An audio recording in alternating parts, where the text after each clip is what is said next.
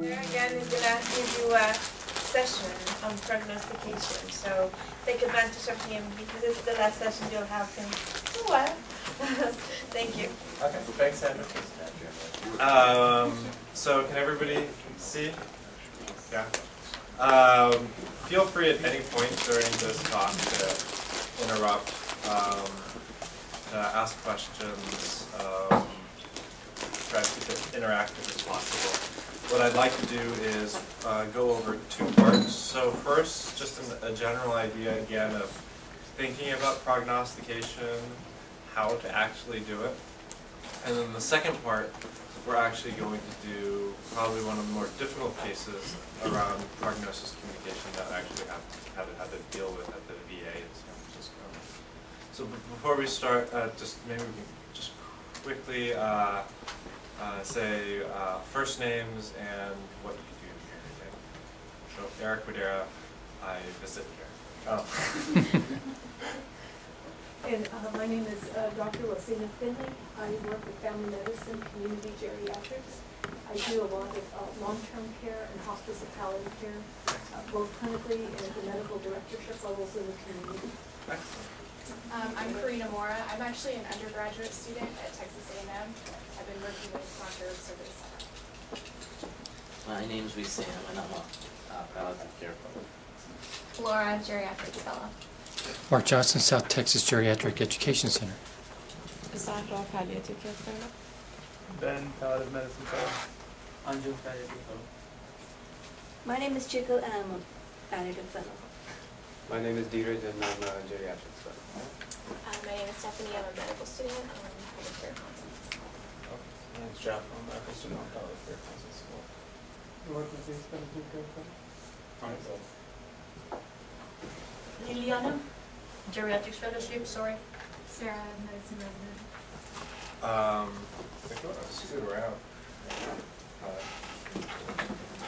actually see. Would you mind if I... No, please. Yeah. Sorry.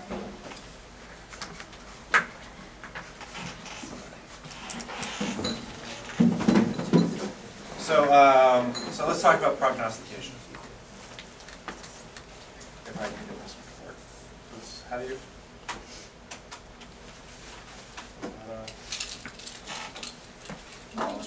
There. Let's see if we can... Mark, do you know? Let's see.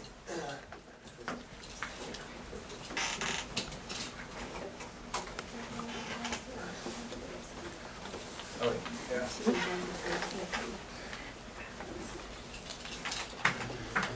Okay. So, just to go over prognostication again. So what is it? Two parts. Were you all there at the talk yesterday? Anybody not?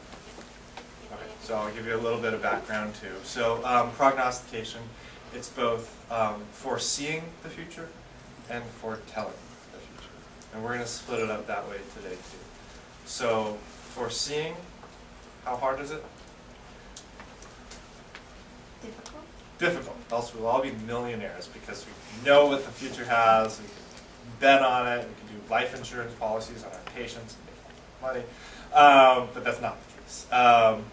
And that'll probably be unethical. It's hard, but there are some tools that we'll just quickly go over that we can use about foreseeing the future. Foretelling? Harder than foreseeing. Harder than foreseeing. Technically, probably easier. Realistically, emotionally, much more difficult. But both, we do fairly poorly in medicine in general, and both we don't explicitly often do it with our patients. Although every day we're trying to foresee the future for our patients, even subconsciously. So again, estimating the probability of individual developing a particular outcome is the prognosis part. Estimating the prognosis and also telling. So first, we're just going to talk about how to come up with a prognosis. Just to review, we talked yesterday about 3 particular ways. The first way is clinical judgment. You should see it up there. For those of you at the talk yesterday, how good are we at clinical judgment? Pretty good. It's pretty good, right? pretty good. Especially for short term. Especially for short term. So if the horizon is right, tomorrow, we're pretty good at saying that this person looks like they're actively dying. Harder in the months range. And when you're trying to figure out 1 year, 5 year, 10 year, 20 years, it gets a lot more difficult. Although in the very, very far future, it's fairly easy. Like we all know, everybody in this room will die. That is my prognostic prediction, that I'm going to stick with that. So over the course of 100 years, 100% fatality rate. What's the problem with our clinic? So we're pretty good, but we're having difficulty with midterm, let's say, prognosis. And what's the other thing? It's like a test. What's the other difficulty? Yeah. Well, yeah. What's the problem with clinical measurement? What kind of bunch of people are we? The better we know Hopeful. the patient. We're hopeful. So the better we know the patient, the more likely we're more likely to make an erroneous prediction, and we are a very optimistic bunch. So this is clinical prediction. Sorry, the table isn't. It's a little small, but clinical predictions based on like clinical predicted survival versus actual survival. And if you just scroll down the table, pretty much for every single one, except for one, actual survival is less than clinical predicted survival. And studies, systematic reviews looking at this, we are optimistic by a factor of 3 to 5. Even when we're not telling that prognosis to patients, even when we just have to write it down on a piece of paper, we're still optimistic. If you ask patients, are they pessimistic, on average correct, or optimistic? If they have to predict survival. Optimistic. Optimistic. So there is, whenever we're walking into the room, all parties are optimistic. All parties are hoping for the best. All parties think they're the one that is going to be, if it's a 50-50 chance, obviously they're going to be in the top 50%, not the bottom 50%. So again, tend to overestimate, tend to be more accurate about very short-term prognosis, and we talked about influencing relationships. So the second thing is life tables. I actually think life tables are a great way just to get yourself grounded in what you think a median life expectancy is for a particular age. But the biggest problem with using age is that you just don't know. There's a lot of heterogeneity in that. So just to review again, this is a US life table. So for a 80-year-old female, what's the estimated life expectancy for somebody who's currently 80 years old? 9 to 10 years. 90-year-old? Yeah, 4 to 5 years. And for a 60-year-old? Yeah, but 23, 25. So you can see that a 60-year-old has a very long time still to live, over 2 decades for the median survival. An 80-year-old still actually may, at that point, 9 to 10 years, median survival. That means 50% will live less, 50% will live more. That means that 50% who live more still actually may benefit from preventative interventions that have a very long lag time to benefit. So what's the problem with US life tables again? Heterogeneity. Heterogeneity. How do we know who's on the top and who's on the bottom? So again, from yesterday's talk. So if you look at this, the top 25th percentile, here, the top 25th percentile right here is going to live much longer than the bottom 25th percentile. Here, well over a decade longer. So these people may not benefit from interventions that have a long lag time to benefit. Colon cancer screening, intensive diabetic control, That's why intensive diabetic control for nursing home patients tends never to actually work out well. Causes a lot of risks like hypoglycemia. Average length of stay for a nursing home patient before they die is probably close to 3 to 5 years. So they're not going to see the benefits as far as microvascular complications, let alone macrovascular complications, but they're going to see the harms. So loosening up your hemoglobin A1C targets are incredibly important. So how do we tell who's in which group? Who's down here versus who's up here for a 75-year-old? Other comorbidities. So other comorbidities, CHF, COPD, cancer, end-stage renal disease, dementia. Those are our big players that we'll often see in our geriatric population. What else? Lifestyle. Social ethics. Social, that was brought up yesterday. You know, there was just a great article published on loneliness. People who have a higher, who answer the question that they are lonely when asked, are at higher risk for mortality. And also social support as far as medication adherence. Like, it takes a village sometimes to help people who have some mobility or ADL deficiencies. What were you going to say? Lifestyle. Lifestyle. So are they smoking? Are they drinking? Are they using crack? Meth? Obesity. Are they obese? Obesity is interesting. There is a U-shaped curve. So for older populations, risk factors as far as prognostic risk factors, BMI, low BMI tends to be associated with a higher mortality than high BMI. And that's probably a marker as people start getting lower and lower in their BMI, it's a marker that something bad is actually happening. And that could be from social support, that they have nobody who's delivering food to them, or that they're having problems, multi-comorbidities that is affecting their swallowing or eating, dementia. So BMI is actually a really interesting prognostic indicator. Functional status, probably if you were going to use one thing, functional status is probably one of the more important ones to use. So again, from Dave Rubin and Keeler, if you're going to do life expectancy tables, independent, mobility disabled, and ADL disabled, you can actually see what their life expectancy is for a 7-year-old. It's about 17 years. For an ADL disabled person, much less. There's at least one ADL, so difficulty getting in and out of the tub. And this was dichotomized into completely independent versus needing some help, even a small amount of assistance. And you can see for an 85-year-old versus a 75-year-old, you can have the exact same life expectancy, even though you're a decade apart. So using functional status is good. Think about comorbidities. And the last thing that we talked a lot about yesterday that we actually won't talk about today, thinking about prognostic indices too.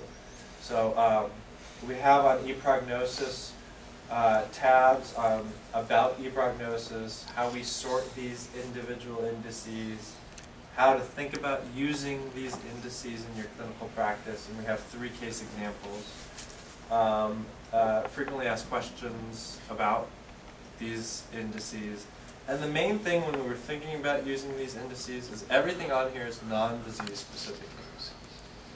So it's not that somebody has metastatic cancer to the brain and they're 50 years old with no other comorbidities, which is fairly easy to prognosticate compared to the 82-year-old with multiple comorbidities, mild cognitive impairments, mild CHF, COPD, and some functional loss. It's much harder to actually know where they fall in. Because if you just look at the CHF, they may have a very long time to live, but they don't just have CHF. So again, each one of these disease non-specific indices, although part of what's in each indice may include, do they have cancer? Do they have metastatic cancer? But most of it is about functional status, age, where they're living. So are they in a nursing home or are they independent in the community? And a little bit about comorbidities. So before we go on, any questions about this? Yeah, I had questions yesterday, but Please. the Lee, and I didn't see the other name, but I just remember Lee. Lee and Schoenberg. So those two are up in the upper right-hand corner. And Yeah. because you said yesterday that every time you click on it, it kind of gets bigger and shows how many. Yeah. It seems like most people are going to pick those two. And it's only going to strengthen the fact that more people are going to pick it in the Yeah. future. So then the other ones almost become insignificant later on. And you can see people are interested in. I like looking at I like seeing where people are actually going. So there's two things. So the quality of the index is not related at all to the size of the bubble. That's just this side of the graph. So higher up you go. Notice nothing is in the excellent because nothing. The excellent is a very high bar. It is. This index has shown to change your behavior as a physician or improve patient outcomes. Very high bar, but it's a bar that we have to get these two, or get these two. Most of these are probably the ones that I actually use, are the very goods. Things that have been tested in prospective cohorts, and they've been validated in other cohorts. Like you want to know that this is not just people looked at one sample of data, developed this indices, and say, use this. Because you can look at any set of data and come up with what you think is a good prognostic index. It doesn't mean it's going to actually it's generalizable to other populations. So I use these. And you'd also want to know, so if you click the filter, are these patients in the community, or are these nursing home patients?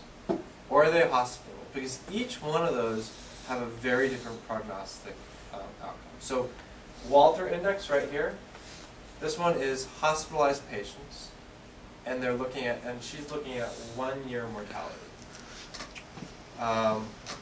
The mortality for a hospitalized older adult is much higher than the mortality for both of these are community dwelling units.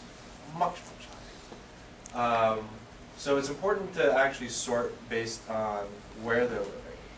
And that's where these, and we're actually going to be changing the homepage to make this a little bit more user-friendly, because most people aren't getting, we have this great idea, oh, let's use bubbles and make it really fun, and it just confuses everybody. Again, time frame here, and I think this is the other way people think about it. Are my decisions, do I have to make it? Dave Rubin also wrote a great JAMA piece on this in the Care of the Aging Patient series. Is my time frame immediate? So weeks to months, maybe to a couple of years. Medium time frame, or is it a longer time frame?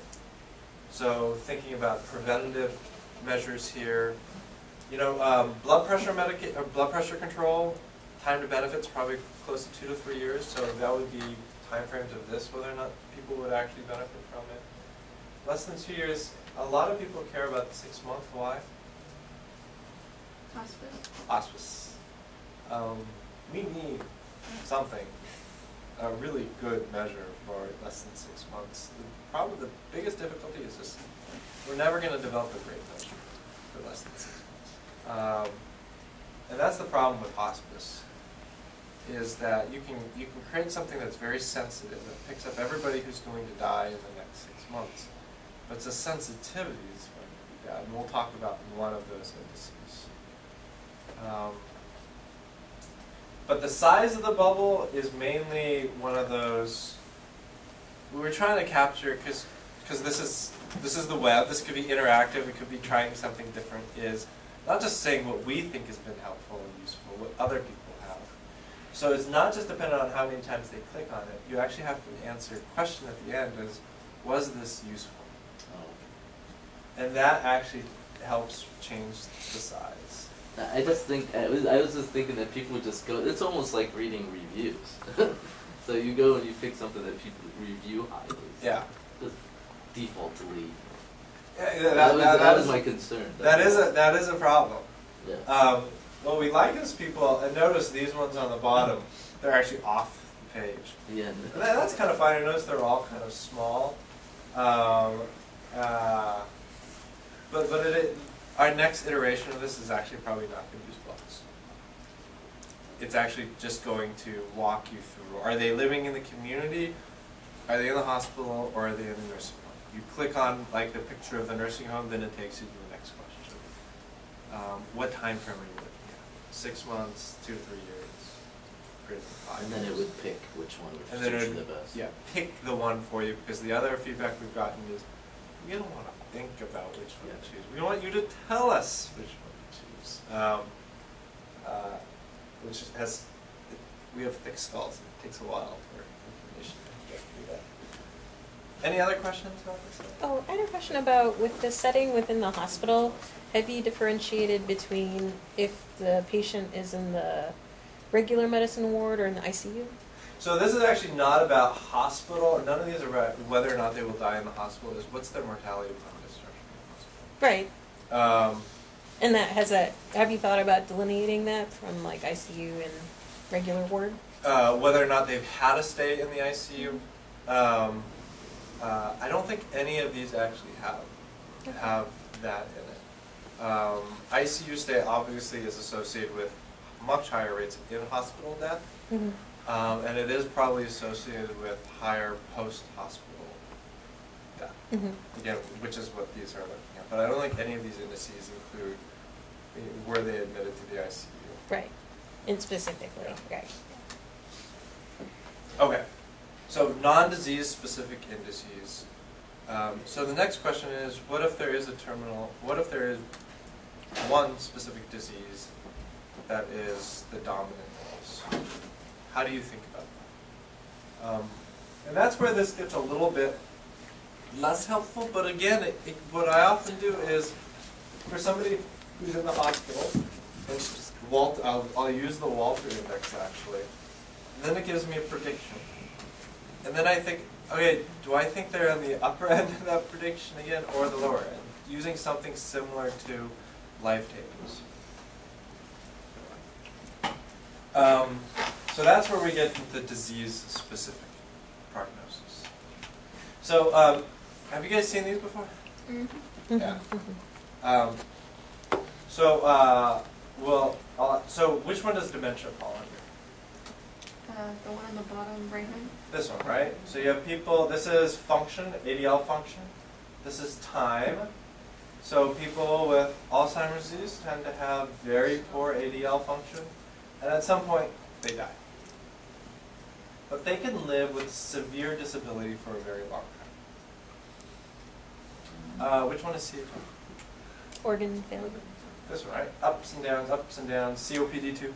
But a general trend. Which one is cancer? This one. Boop. So once they start having functional decline, they drop off the cliff. And these are sudden death. You get hit by a train.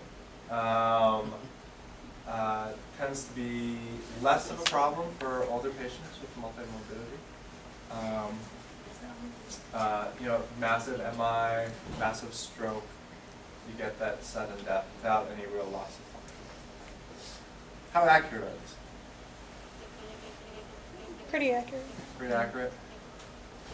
Is there any examples that you can give that it may not be accurate? Well, I think it depends on what other comorbidity those patients have. I mean, dementia patient who has just dementia, I think his prognosis probably is better than the demented patient who has so many other problems like heart problem or COPD or other things. So it depends on, again. And again, like for the CHF patient, you have those patients who may hit a cliff right here and they may die, or that you may realize, oh, they have maybe some memory problems and that's why they're not taking their Lasix. They start their 10 milligrams of Lasix at home and then they're back up to here and they do really well for a really long time and then they die of something else. What about prostate cancer? They never die from the prostate cancer, probably. Yeah, things.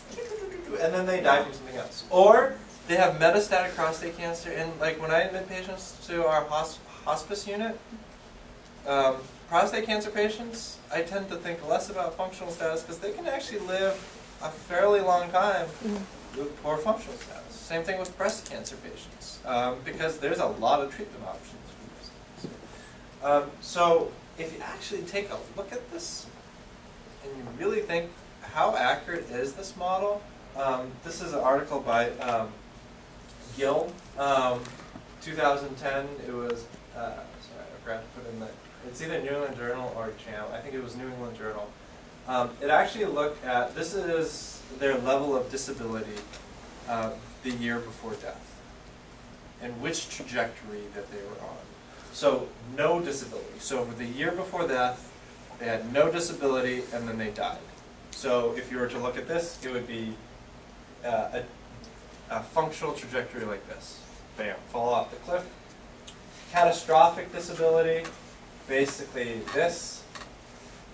Accelerated disability, somewhere between here, maybe including a little bit of this. Progressive disability, again, probably more on this. And persistently severe disability, this category. And this New England Journal piece had a beautiful graph of these trajectories. Sorry, I forgot to actually put it in. But you can see, for advanced dementia, where do they fall into? 70% severe persistent disability. So that's pretty accurate. Is that most patients with dementia will have a severe, most ADLs are gone throughout the last year of their life. But some don't. Very few no disabled people, but some with accelerated disability or progressive disability. And these are the people who develop those aspiration pneumonias, who develop a hip fracture, who need hospitalization for some other illness, or they have multiple other illnesses that they're also dealing with. Cancer patients, what's the predominant trajectory?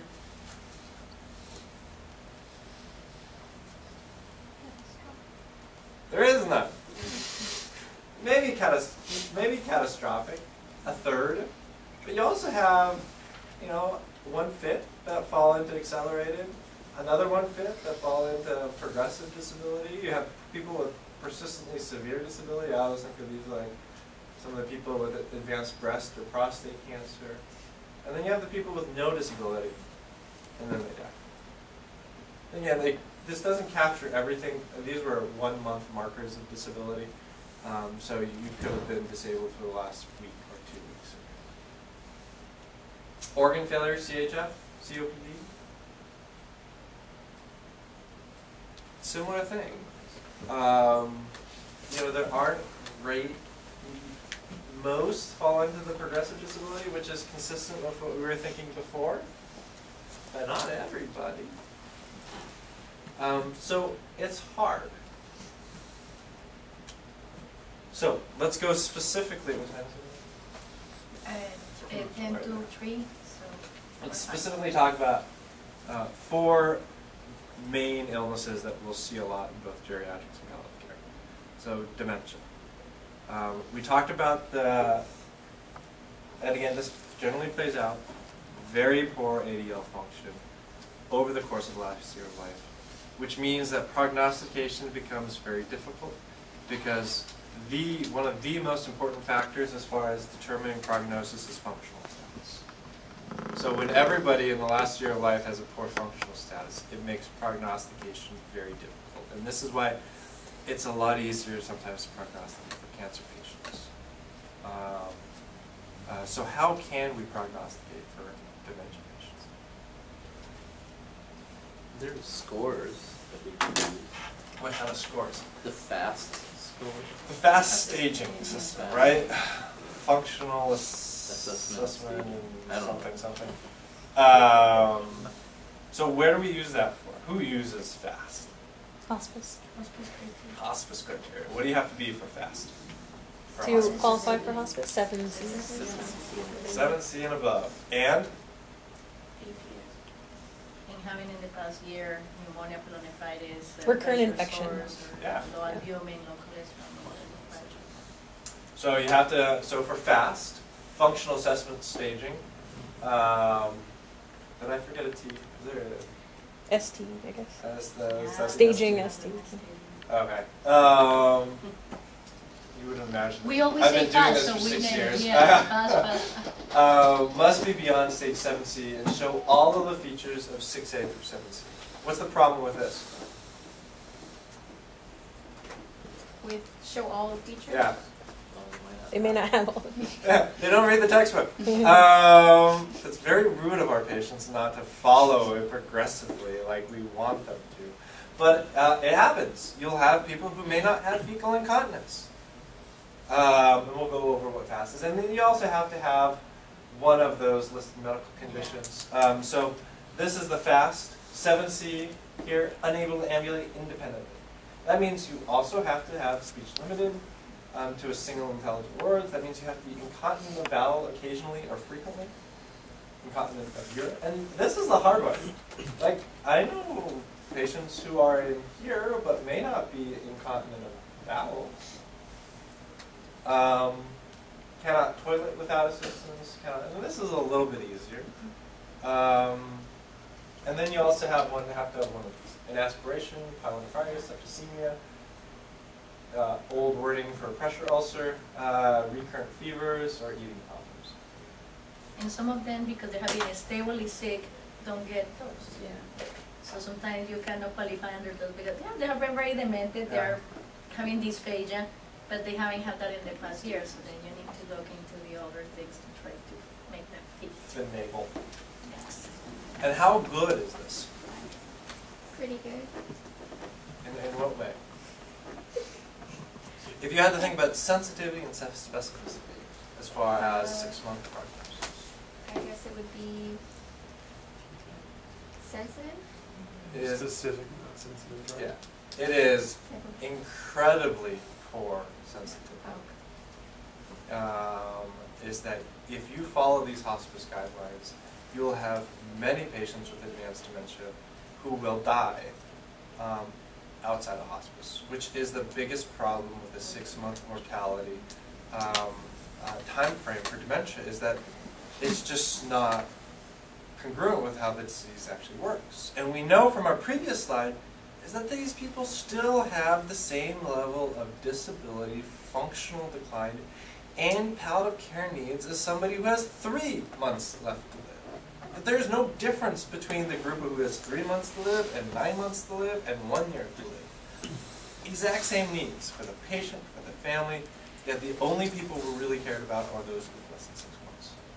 So from a care point of view, it makes no sense to use a 6-month prognosis for dementia. Why do we use a 6-month prognosis? Because Medicare hospice guidelines were developed for cancer patients. So basically, because that's all that we have. Yeah. There are programs like AIM programs, Advanced Illness Management programs, who you can. Do you guys have AIM programs here? Like in San Francisco, we can send people who have a year to live into these programs, which are like a hospice type program. And you can easily get people into it. Well, we can palliate them. The nursing home just launched a palliative care. That's the project that my students working with me, Karina. And we're trying to palliate those that really need palliation, and we're looking into even whatever up to 2 years. Yeah. But they were not receiving any other extra care, so the nursing home, we work as a team for the past 3 months and developing something that can accommodate those. So in the next wave of the care plan meetings, the entire facility will have a per plan meeting that is palliative in nature in all residents. Because we run into that, this lady you know needs the palliation, the hospital doesn't meet the criteria, but you are going to palliate them. So you need to go outside the box and don't get paid yet for that. But I would like to hear your thoughts at the end of, I think the country is moving toward these discussions for cost effectiveness, and maybe there is a way to get into these. It's hard too, because for what Medicare often cares about is, they do care about patient satisfaction, they care about costs too. So when we're talking about sensitivity and specificity, we're concerned about sensitivity. Let's get everybody into hospice who may die. They're also concerned about, let's make sure that hospice is only used for those people who will die in 6 months.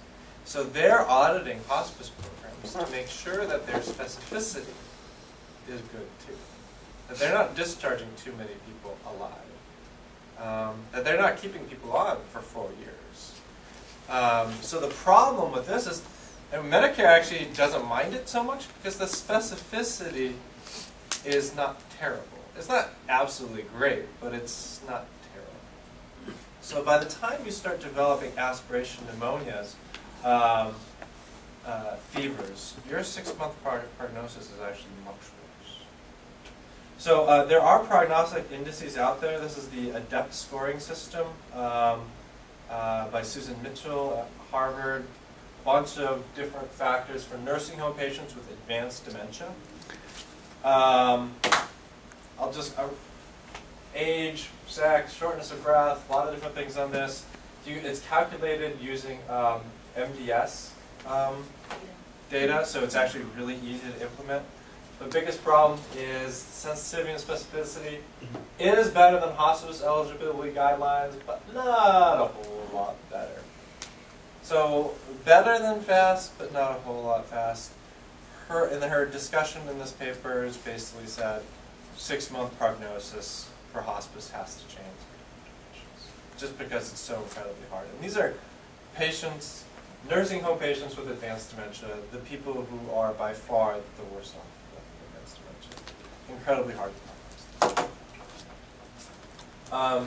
The one thing we do know is 6-month mortality rates after development of pneumonia, febrile episodes, or eating problems, getting close to the 50-50 chance of dying in 6 months.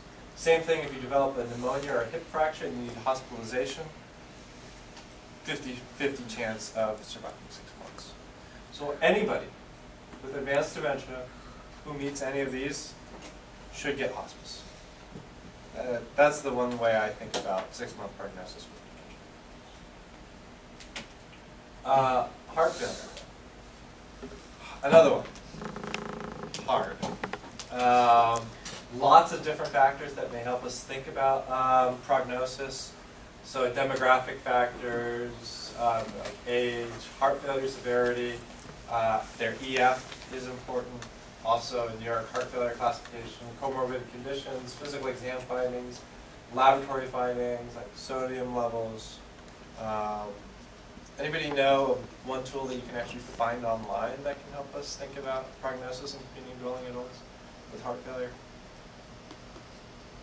This is a great one to use in your back pocket. Seattle Heart Failure Model. You can just go Google Seattle Heart Failure Model. It's the first thing that pops up. Is not enough? I don't know, actually. It would be great to create an app application Yeah. for all of those. Yeah. This one, this is specifically for their website, so they're probably not going to allow you to use it, but they may have an app. You input, there's an app? There's an app. There's an app for everything. Age, gender, heart failure class, weight, EF, systolic blood pressure, and all of these are prognostic. All of these are separate, independently associated with poor survival in heart failure patients.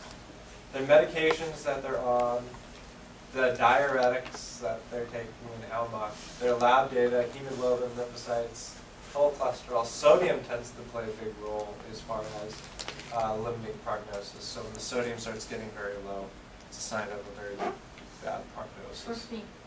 Huh? For free. For free. Yeah. Download it now, everybody. And then you can put all this information in. And then if you click on these, you can see how much does their prognosis improve if I started a beta blocker.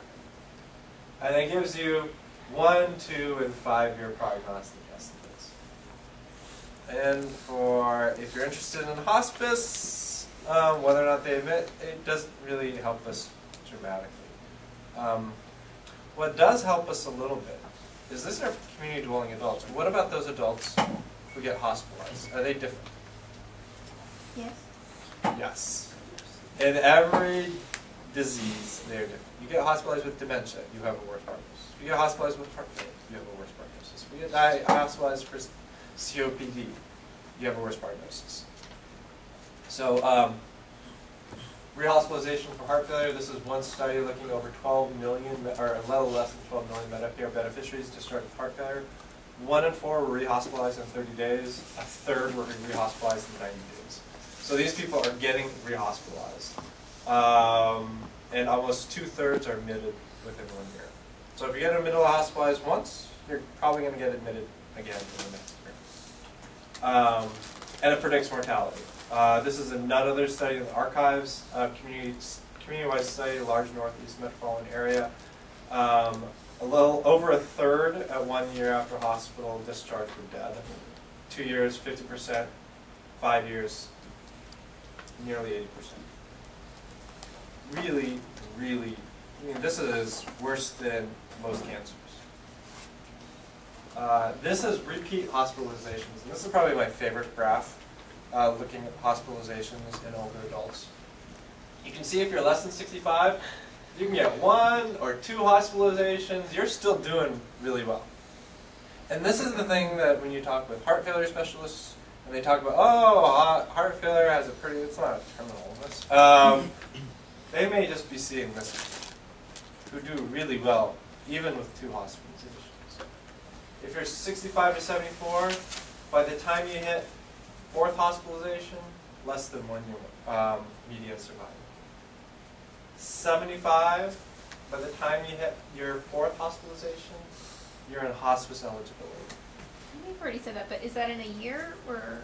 This is a 6-year study, prospective study following patients over time. So it's the 4th hospitalization in 6 years? Yeah, if you actually use this, it's not just over the course of the last year. This is anybody during the study period who had a hospitalization within that period. And for 85-year-olds, again, after your first hospitalization, less than 1 year median survival. After your 2nd hospitalization. And 85-year-olds, repeat hospitalizations doesn't really matter so much about your prognosis, because your prognosis is going to be poor to start with. So think about that when you're admitting patients or you're seeing patients in the hospital, especially in this age group, is that is a terminal illness right there. A very, very poor prognosis. Mode of death, I think most people often think, oh, they're just going to die of sudden cardiac death. But what we know for patients with advanced heart failure is that they're going to deal with progressive pump failure. They're more likely to have this in an advanced disease. They're not just going to die. They're going to be readmitted to the hospital over and over and over again. They're going to have functional decline, ADL deficiencies, and importantly, they're going to have a lot of symptoms. 60% will have pain. They'll have dyspnea. They'll have itching. This is a study from the Rematch Trial, a very, very large trial. This is why people going into LVADs, I believe this trial was, and these are people who had contraindications for transplants, median age, late 60s. The medication management arm spent 83 days in the hospital during the last 2 years of life. In the last 6 months of life, a quarter of every remaining day of their life was spent in the hospital setting. And that's not including the skilled facilities, probably. Oh yeah, that does not include skilled. So that would be, they basically are not at home, because it's not including that, and they get a skill a lot. So they should all get LVADs. No. So this was, okay, so these are patients who had contraindications. The LVAD was the other, they actually didn't look at to see where the LVAD patients were, so we don't know if there was a difference. Okay. Survival, there was a difference in this study. As far as how much time they spent in the hospital, I don't know. You know what is LVAD patients still spend a good deal of time in the hospital. I'm really impressed with the mid-late 60s. Right? These are young. These are young. These are kids for geriatricians. These are our kids, right? And they're young little people. babies. Yeah, right. It depends how you think. Cancer. We don't have a whole lot of time, so I'm gonna. What are some important prognostic indicators for cancer? Weight loss. So weight loss. So symptoms and signs. Weight loss, dyspnea. Dysphagia. Dysphagia. Part of the weight loss. Functional. So staging. So the type of tumor and the stage, which tends to be more important for earlier stage cancers. The type of tumor, the histology. Once you start getting into advanced cancer, that stuff tends to wash out a little bit as far as how important does it play for prognosis. High calcium. So laboratory numbers, matter, and they actually can matter even in the high stage, especially calcium, because people tend not to live very long with high calcium or mets to the brain. Survival tends to be poor without XRT, probably 1 to 3 months, with XRT 6 to 9 months. Functional status we were talking about before plays a big role even at the very, very end stages of cancer. So, and that's where like the Karnofsky and ECOG all play a role. We talked about symptoms, cognitive factors, dysphagia, dyspnea, weight loss. This is the ECOG. Which one's a clinical trial for patients? What numbers are they? Fully active, restricted in physical strenuous activity, ambulatory and capable of all self-care but unable to carry out any work activities, capable of only limited self-care, confined to bed, more than 50% of the walking hours, completely disabled or dead. So for the trials, it's 1. 0 to 1. Yeah. Occasionally you'll see some 2, but mainly 0 to 1. So it's really important when you're trying to extrapolate data, when you're talking about prognosis of the patient and you're using clinical trials, to know these are highly functional patients with cancer. They tend not to be this group. Although sometimes we think they're doing chemo to this group. But they tend to be this group. How, I think in a clinical setting we're trying to use the ECOG for the nursing home, and my staff is having a very hard time using this 50% of working hours. That's, again, going back to what is 50% for you versus me in the same patient, and it's not really clear. Yeah, it's not very clear. This was developed, I think, in 1950, so a very long time ago. There are other ones to think about, like Karnofsky, that you could use.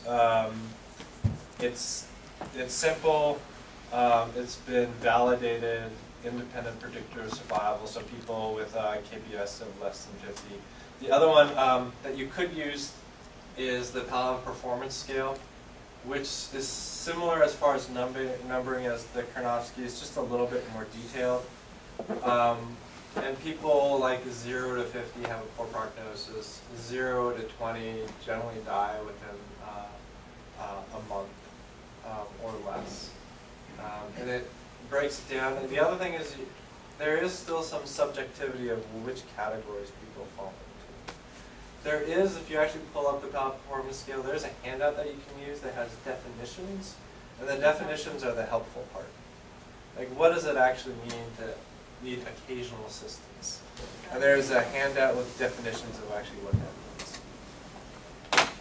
But are you going to use this because for you excellent prognostic indexes which has been used in different communities? So do I believe this has actually been studied in multiple studies that you can actually pull up in different cohorts of people dealing with advanced illness, mainly cancer patients. Again, important to remember is that it may not be as valuable in patients who are not dealing with cancer, although there have been studies in more diverse settings.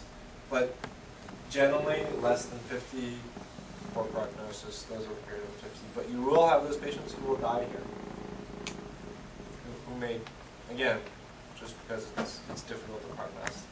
Can you comment on how you read it? So if a person sits down to fill this out, how do you go left to right and get things on up and down? Do you draw a line that the median representative of where they are, or what weighs the most? Honestly, I use Karnofsky. I actually don't use the PPS. What do you do? No, we're using ECOG, and we use fast scale in the nursing home along for hospital, so I don't use PPS. The hospices use the PPS. That's the standard that we use. And So we how use you less do than it when 70%. you have different, the patient maybe falls in reduced ambulation but has normal with effort? It's like and more how likely, it says that to interpret this as which one more likely looks like the patient. So the number of boxes that he relates to, that's the percentage. If he has like 4 of 50% and 1 of 100%, then you consider that. And you can actually just Google the PBS, and if you Google it, you can actually get the form that actually tells you how to fill it out. The biggest problem is that actually adds a level of subjectivity to it. What does more likely actually mean? depends on different people.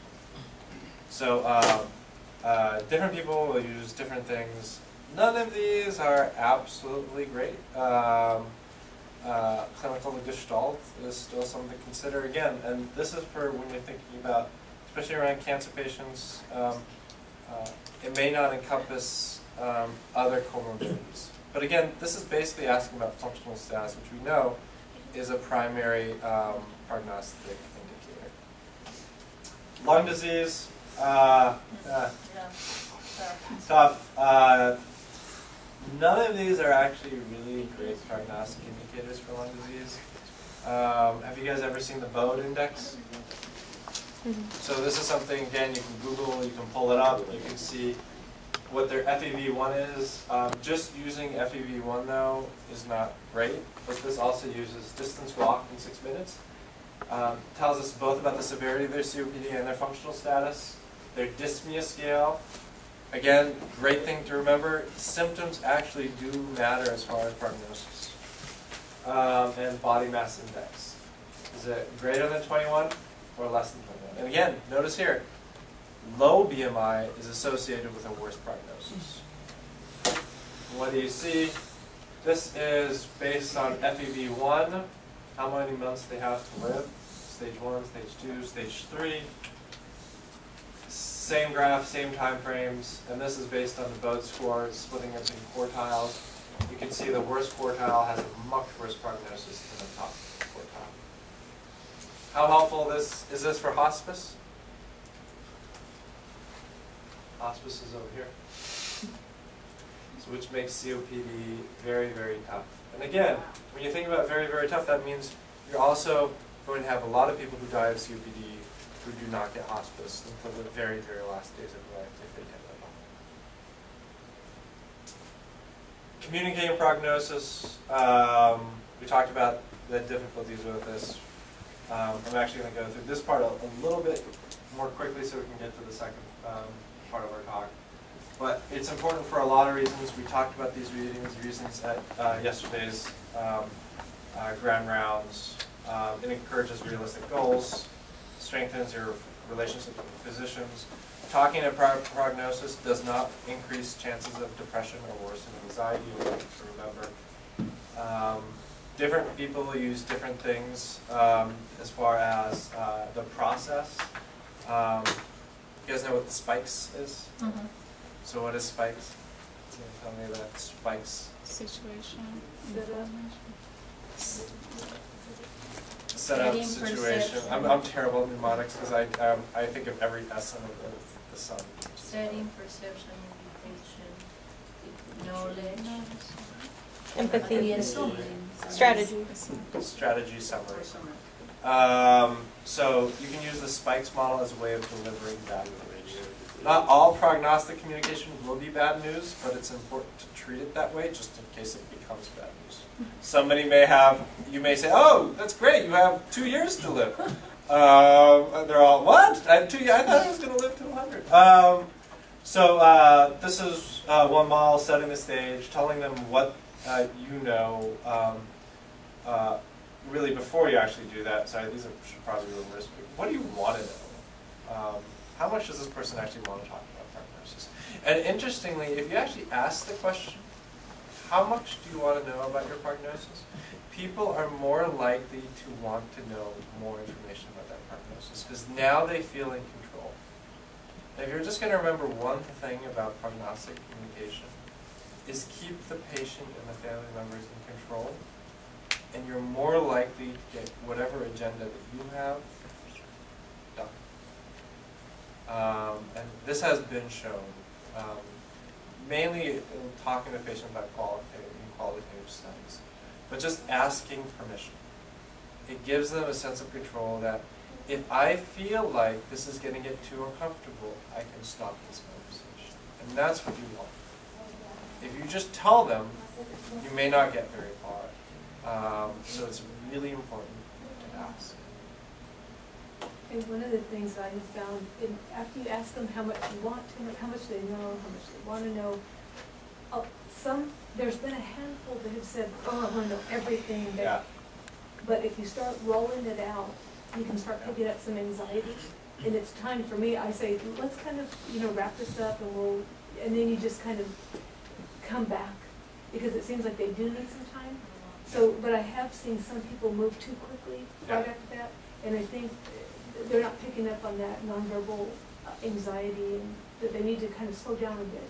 And when you ask patients what they want time. They realize that this is a process. They also realize uncertainty in our prognostic estimates. So they understand that there's a certain level of uncertainty, but they want time. And it's also important to, what I often do is, I ask them first what they think is going on, what they think their prognosis is. I ask them if it's okay if we talk about what I think, and then we go back together and talk about what do they think again. Did that change their own prognostic estimate? In our second talk, we'll talk about what surrogates actually, how they come up with their prognostic estimates.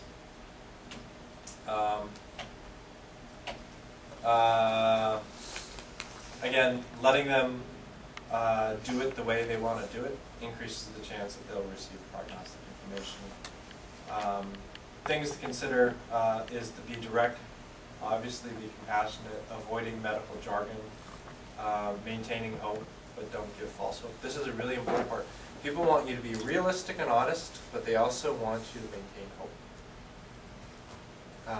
Not necessarily discongruent, but harder to do. Acknowledge inaccuracy of prognosis, but also don't say, oh, we just don't know. You do. There are uncertainties, but there's uncertainties in everything we do in medicine. Prognosis is not an exception. And how do you guys deal with cultural issues?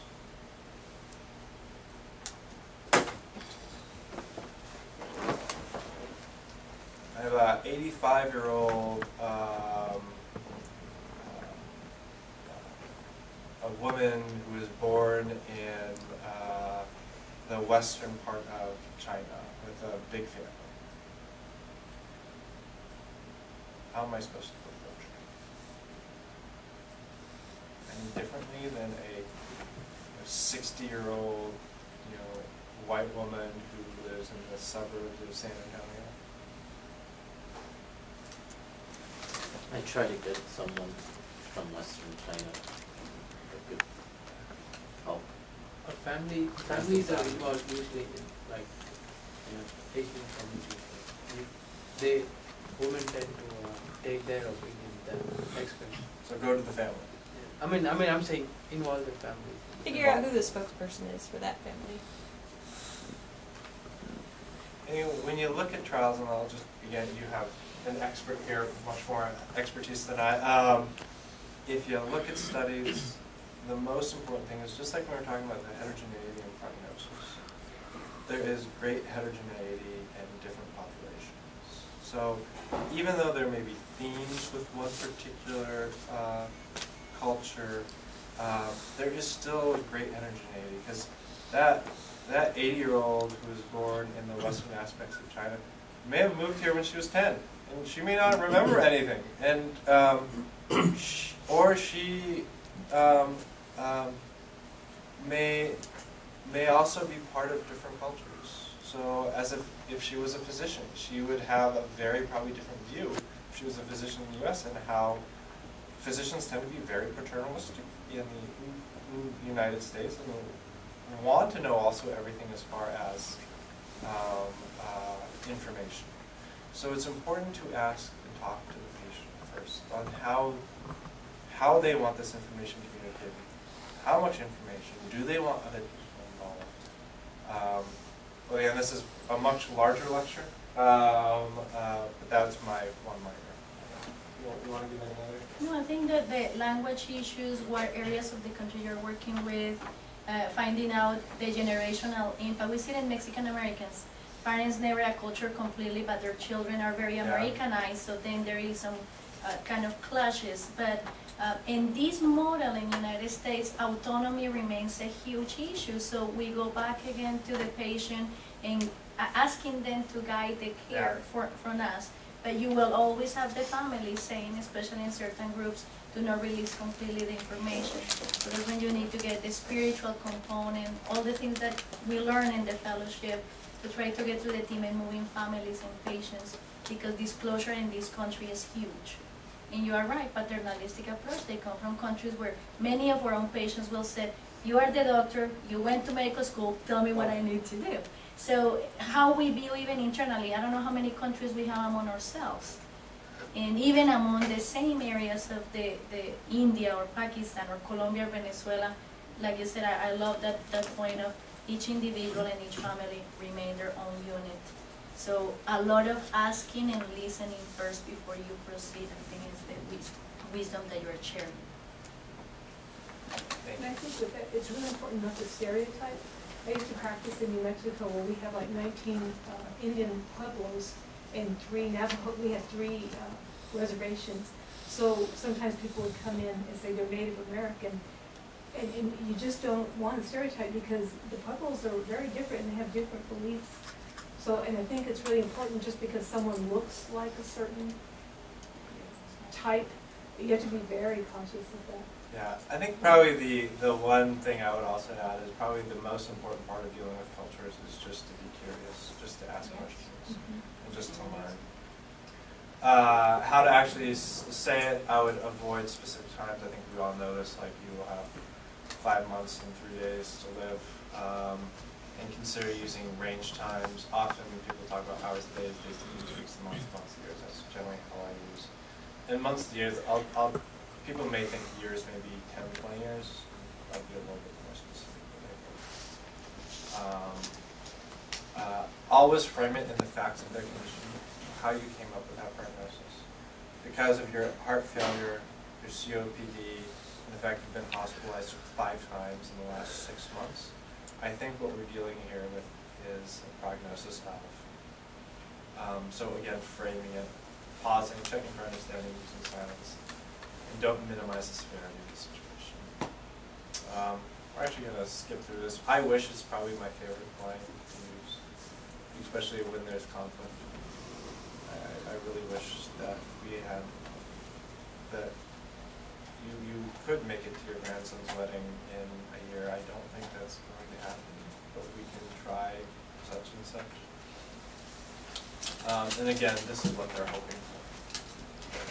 So questions before we switch on to our second. You guys need a 5-minute break? 5-minute break.